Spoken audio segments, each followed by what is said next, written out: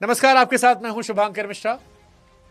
दोस्तों, भूमध्य सागर की गहराइयों में इस वक्त जो हलचल मची हुई है उसने पूरी दुनिया का ध्यान अपनी तरफ खींच लिया है। समुद्र की लहरों के बीच भारत और तुर्की के बीच ऐसा टकराव हुआ है जिसने अंतरराष्ट्रीय राजनीति और सामरिक समीकरण को हिलाकर रख दिया है।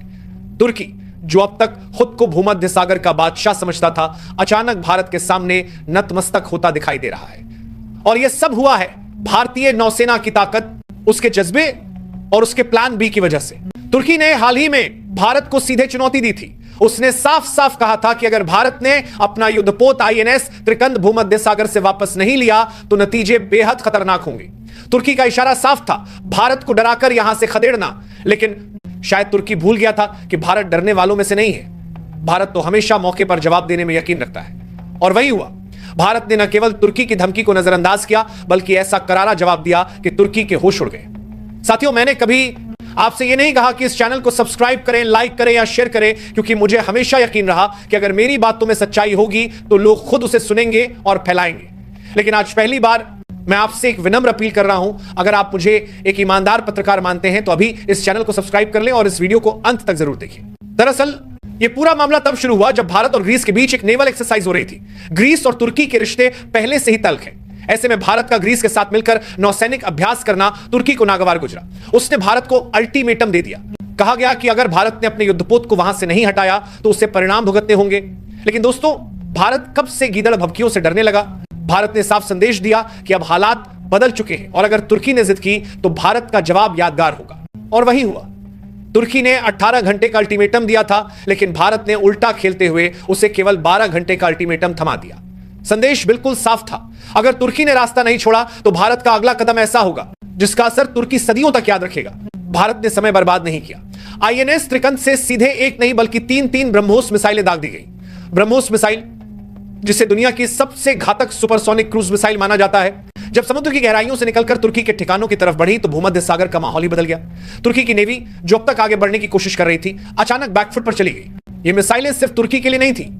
दरअसल इनके पीछे साफ संदेश था कि जो भी देश भारत के खिलाफ खड़ा होगा, चाहे वह तुर्की हो या सऊदी अरब, उसे भी परिणाम भुगतने पड़ेंगे। यही वजह है कि इन मिसाइलों का असर केवल तुर्की तक सीमित नहीं रहा, बल्कि सऊदी अरब के भी होश उड़ गए। दोस्तों, भारत ने यह सब अचानक नहीं किया। यह पहले से सोची समझी रणनीति का हिस्सा था।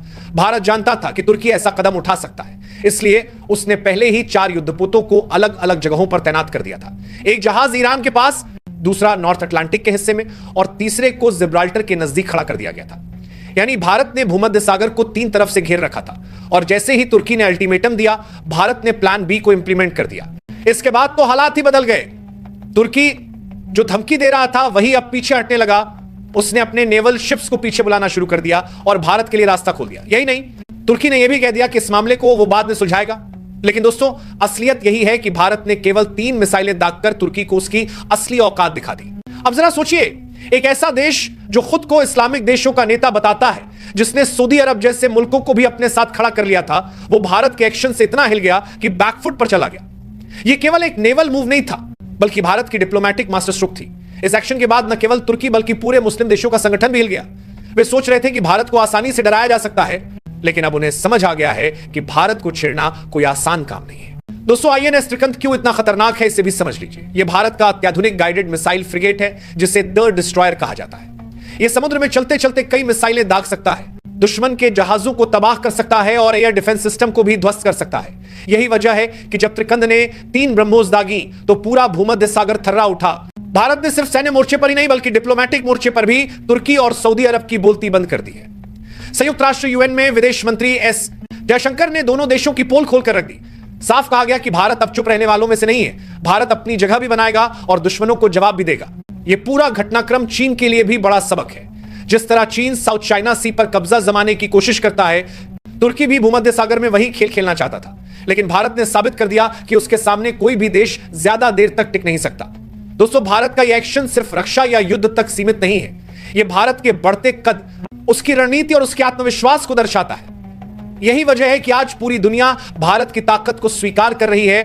अब सवाल उठता है, क्या भारत को अब अपने जहाज वापस बुला लेने चाहिए या फिर भूमध्य सागर में रहकर तुर्की और उसके सहयोगियों पर दबाव बनाए रखना चाहिए? यह एक अहम सवाल है और इसका जवाब शायद आने वाले दिनों में मिलेगा।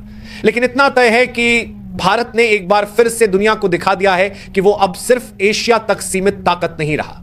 भारत अब एक ग्लोबल पावर है जो समुद्र से लेकर संयुक्त राष्ट्र तक हर मोर्चे पर अपना दबदबा कायम करने की क्षमता रखता है। दोस्तों, भूमध्य सागर में हुआ यह पूरा घटनाक्रम सिर्फ एक नेवल ऑपरेशन नहीं था, बल्कि यह दुनिया को भारत का नया चेहरा दिखाने वाला एक ऐतिहासिक मोड़ था।